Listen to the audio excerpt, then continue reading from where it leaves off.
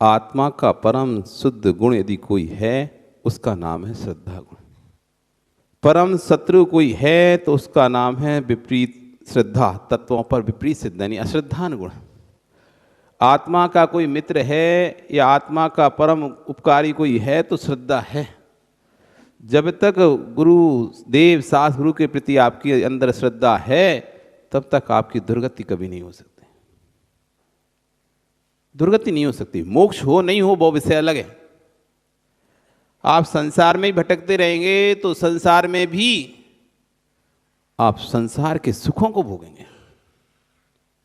इस श्रद्धा गुण इस तरह का गुण है, यदि वे आपके अंदर जागृत हो जाएं वो कभी भी आपको दुर्गति में नहीं पहुंचा सकता। और दुर्गति में चले भी जाएंगे वहां भी आपके लिए विशेष व्यवस्था, स्पेशल, जैसे रहते हैं ना नेता अभिनेता लोग रहते हैं, यदि जेल में भी चले जाएं तो वीआईपी ट्रीटमेंट मिलता है, स्पेशल सेल। लगते नहीं जेल में रह रहे हैं कि घर में रह रहे हैं। वहां भी जाएं, यदि नरक में भी चला जाएगा जीव तो वहां भी उसकी विशेष व्यवस्था होती है। तीर्थंकर प्रकृति वंदक जीव भी यदि नरक में जाता है, जो आगे जाके तीर्थंकर बनना है, तो उसकी वहां भी 6 महीने पहले से विशेष व्यवस्था चालू हो जाती है। अलग से देव आकर वहां पर रक्षा में खड़े होते हैं उनकी। तो आचार्य भगवान यहां पर कह रहे हैं अरि कोई है तो मिथ्यात्व है।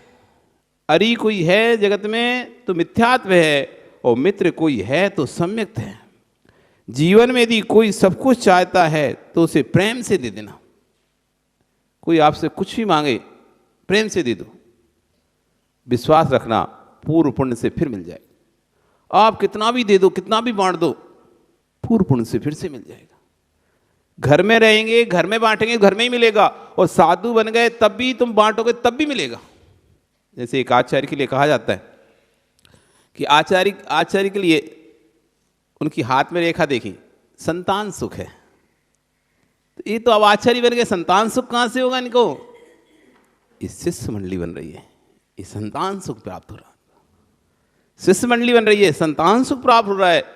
वो जो सुख है परिवर्तित रूप होकर दूसरे रूप में आ गया। परिवार का सुख है, परिवार तो है ही नहीं है, फिर सुख कैसे? ये जो श्रावक श्राविकाएं हैं वो आपका ध्यान रख रहे हैं, ये समाज आपका ध्यान रख रही है। जगह जगह आप जा रहे हो, अच्छे से आपको आहार विहार करा रही है, ये आपका परिवार सुख चल रहा है। कन्वर्ट हो जाता है। जिस रूप में रहते हैं उस रूप में वो जो भी अपने किस्मत में लिखा है, भाग में लिखा है, वो उस रूप में बदल जाता है। फिर जो है वो मिलता है, बस मिल रहा है। हम भोगना चाहें नहीं भोगना चाहें ये हमारे ऊपर है। हमारे भाग की वस्तु हमको मिलेगी, लेकिन उसको भोगना नहीं भोगना ये हमारे हाथ में है। मिलना नहीं मिलना हमारे हाथ में नहीं है। हम चाहें नहीं मिले, वस्तु तो प्राप्त होगी। जैसे आप भोजन की थाली आपके सामने आई, अब भोजन की थाली तो आपके लाभांतराय कर्म को जैसे आई, लाभांतरण के क्षोभसम से आई। जैसा आपने लाभांतराय कर्म का क्षोभसम था वैसा थाली में सामग्री आई है आपके। अब उस सामग्री को खाना है नहीं खाना है, ये इसके लिए आप पराधीन नहीं है। कर्म के उदय में तो हम पराधीन हैं। कर्म के उदय को तो हम नहीं रोक सकते, वो तो आएगा, लेकिन उस कर्म के उदय को भोगना है नहीं भोगना है, इसमें हम स्वाधीन हैं। इसमें हम स्वाधीन हैं। क्रोध कसाय का उदय आया, सामने निमित्त मिले, लोभ कसाय का उदय आया, मान कसाय का उदय आएगा, मायाचारी का, उसमें मान करना है नहीं करना है ये मेरे हाथ में। सामने वाला चिल्ला रहा है, आपके पास 2 ऑप्शन है, आप गुस्सा भी कर सकते हैं और शांति से उसको इग्नोर भी कर सकते हैं। कसाय का निमित्त तो बिल्कुल खड़ा हुआ है सामने। कसाय के निमित्त मिलने पर भी कसाय करना नहीं करना ये मेरे स्वयं के हाथ में होता है। इसलिए आचार्य भगवान यहाँ कह रहे हैं कोई यदि शत्रु है तो मिथ्यात्व है और कोई मित्र है तो सम्यक है। जीवन में यदि कोई सब कुछ चाहता हो तो प्रेम से दे देना, लेकिन इतना ध्यान रखना अपनी श्रद्धा किसी को मत देना। जो आस्था श्रद्धा तुम्हारी देवशास्त्रों के चरणों में बनी हुई है वो किसी को मत देना।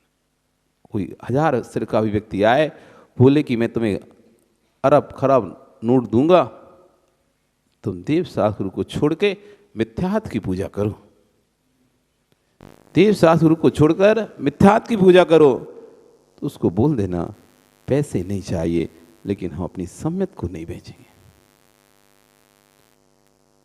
द्रव्य कोई छीनता हो तो वो साथ जाने वाला नहीं है।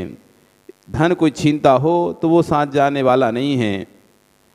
हे ज्ञानी, उसे आसानी से दे देना। शरीर में कोई छीनने वाला आ जाए तो वो भी नष्ट होने वाला है, उसे क्यों बचाना, लेकिन श्रद्धा को नष्ट मत होने देना। इस खोटे काल में कोई वस्तु यदि आपके पास है तो वो है सच्चा श्रद्धा।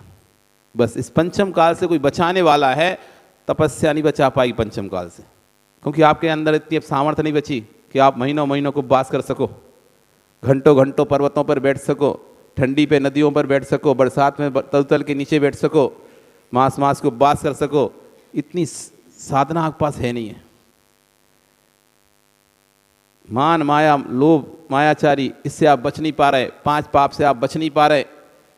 अब इस पंचम काल से कैसे बचोगे, क्योंकि इसके बाद जो आने वाला काल है वो छठवां खोटा काल है, दुखमा काल है।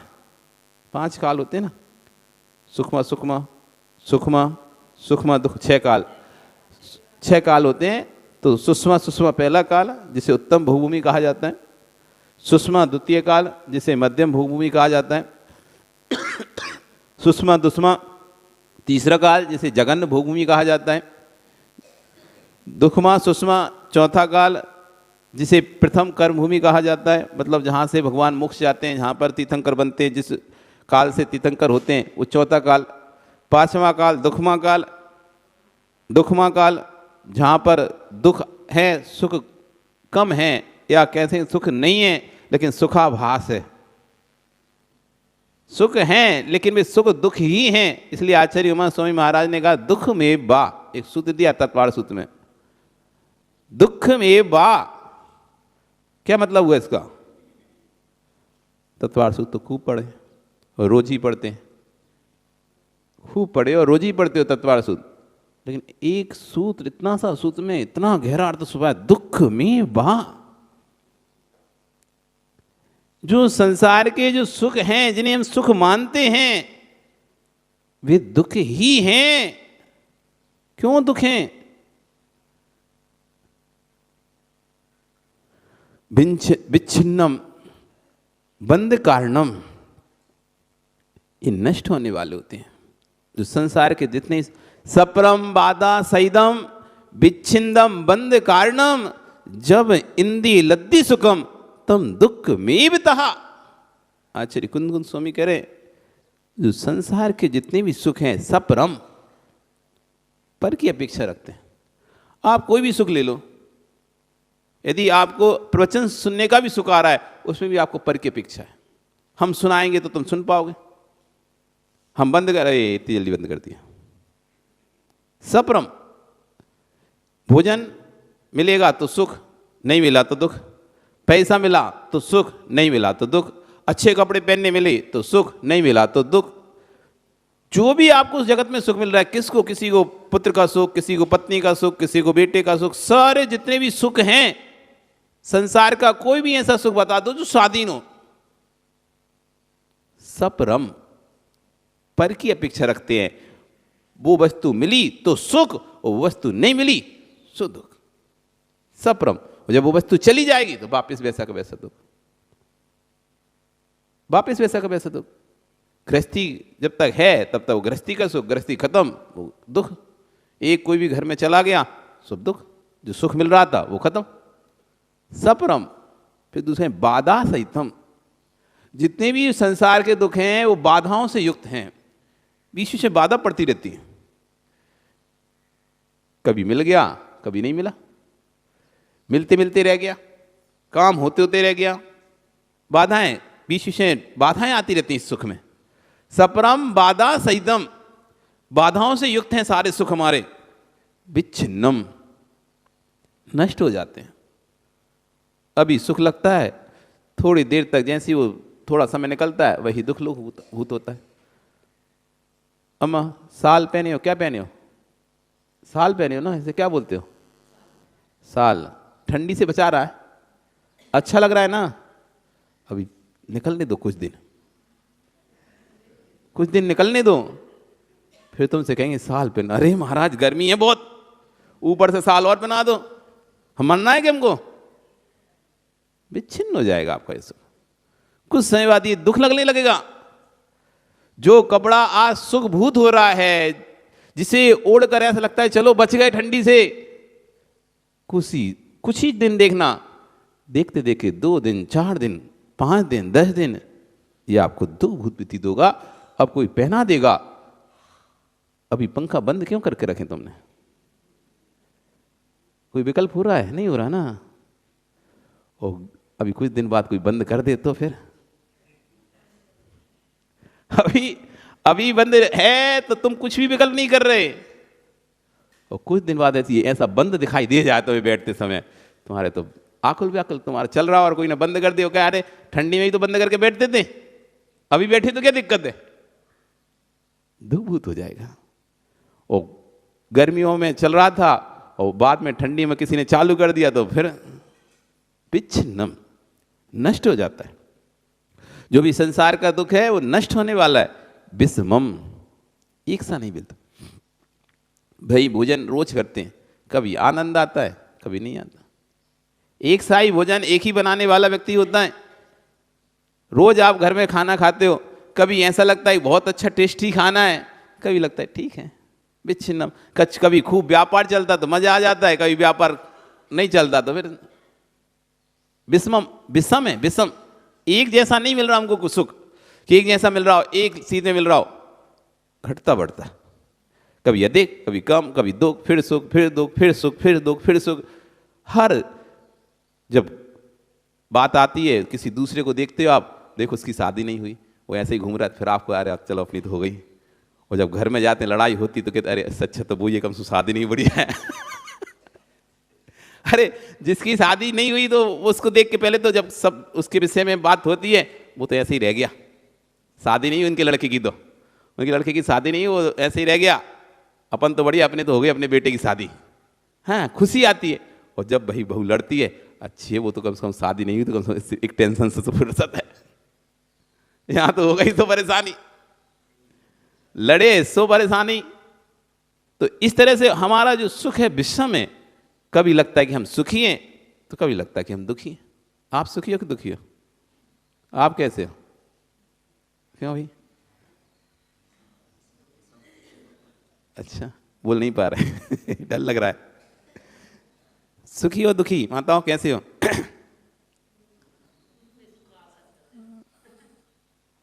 अच्छा सुख है कि नहीं, पहले तो ये स्वीकार करना बहुत जरूरी है संसार में, तो तुम्हें फिर सम्यक नहीं हो सकता।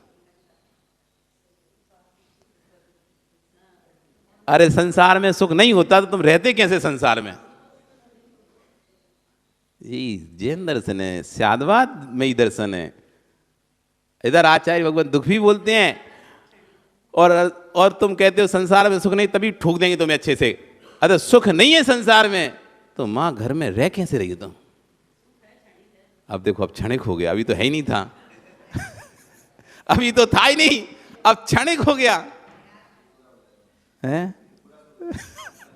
अधी माँ संसार में सुख नहीं है तो घर में रह कैसे रही तुम? ये बताओ, दुखी रहती हो सुखी रहती हो घर में 24 घंटे तुम? अब ना बोले। घर में तुम 24 घंटे दुखी रहते हो या सुखी रहते हो?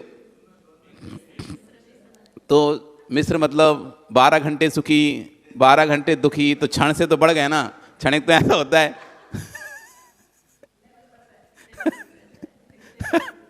12 घंटे महाराज जी मिश्रित में तो क्षण में तो कितना सा समय आएगा? तो कम से कम आप करें तो 12 घंटे सुखी माने महाराज जी, 12 घंटे दुखी माने तो ठीक है। तुम 12 घंटे दुखी 12 घंटे सुखी हो गए। तुमसे कोई और भी होगा जो 14 घंटे सुखी 10 घंटे दुखी होगा। कोई और भी होगा जो 20 घंटे सुखी और 4 घंटे दुखी होगा। तुम तो अपनी बता रहे ना। कोई ऐसा भी होगा जो 24 घंटे सुख में आनंद में रहता होगा। नहीं है कैसा? जो योगी हैं, योगी गम्यम रहस्य परमात्मा, जो भगवान बनने वाले व्यक्ति हैं, वो संसार में है या संसार के बाहर है? तीर्थंकर बनने वाला जीव संसार में रहता है कि संसार के बाहर रहता है? संसार है। अंदर संसार से क्या मतलब है? संसरणमिति संसारा, जो संसार में भ्रमण कराए उसका नाम संसार है। संसार भ्रमण कौन कराता है? मोह कराता है ना। तो ये मोह शुरू से ही नहीं रहता उनके अंदर, ये 13वें स्थान में जाते हैं उसके बाद मोह खत्म होता है। मोह की बहुत सारी दशाएं, अनंतानुबंधी मोह, अप्रत्याख्यान मोह, प्रत्याख्यान मोह, संजलन मोह, समझे? 10वें गुणस्थान तक सूक्ष्म लोभ, सूक्ष्म सांप्राय नाम का गुणस्थान है, 10वें गुणस्थान तक मोह रहता है। उसके बाद मोह का अभाव हो जाता है तो 12वां गुणस्थान, और मोह का उपशमन हो जाता है तो 11वां स्थान। उपशमन हुआ तो वापस मोहोदय में आता है, और 6 को प्राप्त हुआ तो फिर सीधा भगवान बनाता है। आपको पहले संसार के सुख को सुख स्वीकार करना पड़ेगा, इंद्रिय जन सुख को भी सुख स्वीकार करना पड़ेगा। जब तक आप उसकी सत्ता को स्वीकार नहीं करोगे तब तक आप उसको दुख नहीं बोल पाओगे। जब तक उसकी सत्ता को स्वीकार नहीं करोगे, दुख क्यों है? दुख क्यों है? क्योंकि वो सप्रम है, पर की अपेक्षा से होता है हमको, इसलिए दुख है। वो स्वाधीन सुख नहीं है, जो आत्मा का स्वाधीन सुख है, जो शाश्वत सुख है, वैसा सुख नहीं है वो इंद्रिय। आज खाते बन रहा है इसलिए हमें भोजन अच्छा लग रहा है, जब खाते नहीं बनेगा ये भोजन बेकार लगेगा। आज आपको कोई बीमारी नहीं है, बुखार नहीं आ रहा, सो आपको मीठा अच्छा लग रहा है, और जब वही बुखार आ जाएगा मीठा कड़वा लगने लगेगा, वो घी भी कड़वा लगेगा उसे। इसलिए दुख है, इसलिए दुख है संसार का सुख, क्योंकि शाश्वत नहीं है, स्वाधीन नहीं है, नसने स्थिर नहीं है, सप्रम है, पराधीन है, बाधा सहितम, बाधाओं से युक्त है, विच्छिन्नम, नष्ट हो जाने वाला है, बंध कारणम, बंध का कारण है। सिद्धों का सुख बंध का कारण नहीं है, लेकिन हमारा जो भी सुख है, जिससे भी हम सुख मानते हैं, भोगों से जिससे भी सुख मानते हैं, गाड़ी से, मकान से, कपड़े से, गहनों से, जेवर से, किसी वस्तु से जिससे भी आप सुख मानते हो, वो सब सुख हमको बंध कारणम, बंध का कारण बनता है, इसलिए दुख है। इधर सुख दिखेगा इस भव में, लेकिन अगले भव में वो हमको दुर्गति करा के, इस भव में खूब पैसा, धन, संपत्ति आपके पास आए, आप सुखी रहोगे, लेकिन जितना ज्यादा भोगोगे, जितना ज्यादा भोगोगे, जितना ज्यादा भोगोगे, उतना ज्यादा कर्म का बंध होगा, और वो आपको दुर्गति में लेके जाएगा। इसलिए दुख है वो। किस लिए दुख है? इसलिए दुख है बंध कारणम विषमम, विषम है, एक सा नहीं रहता है। वही वस्तु कभी सुख देने लगती है तो वही वस्तु दुख देने लगती है, वही सुख देने लगती है तो वही दुख देने लगती है। क्या लगता है, कचौड़ी अच्छी लगती है तुमको? क्या लगता है? अच्छा बोलो तो, क्या विवेक नाम है तुम्हारा? विकास, क्या लगता है तुमको? अच्छा, कचौड़ी अच्छी लगती है। अच्छा, कितनी खिलाएं तुम्हें तो अच्छी लगेगी? 1 2 4, क्यों? अच्छी तो लगती है। और मान लो इतनी खिला दी तुम्हें तो देखते से ही खाने लगेगी। 1 2 3 4 तक ठीक है, इसके बाद कोई 5वीं 6वीं ला के रख देगा तो ही खाने लगेगी, उससे उल्टी होने की इच्छा होने लगेगी, जो खाया है उसे भी निकालने के भाव आने लगेंगे। अच्छी तो थी, बढ़िया तो थी, वैसी तो थी, नहीं चाहिए, बस हो गया हमारा, अब नहीं चाहिए। एक और भी आपसे, उसको कितना भी फेवरेट वस्तु है, पेट भर गया, अब आपसे एक और भी वो खबेगा नहीं। एक ग्रास भी आप उसको मुंह में नहीं रख सकते, रखोगे तो उल्टी हो जाएगी। इसलिए कहा विषमम, कभी सुख देती है तो कभी वही वस्तु दुख देती है।